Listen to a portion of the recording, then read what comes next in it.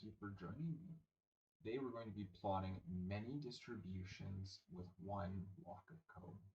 Okay, so doing a for loop, so for feet in df columns is going to give us a list of all of our columns.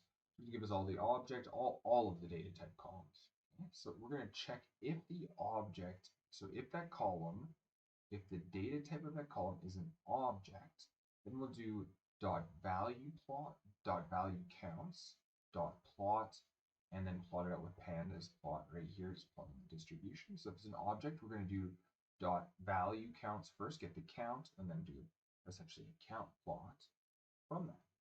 If it's anything else, so it's going to be a numeric column. In this data set, it's only objects and numbers. So if it's anything else, this is very common, what you'll likely will work for most workflows. So else, so object else. So if it's a number, we're going to do a hist plot. I'm going to do this in a hist plot.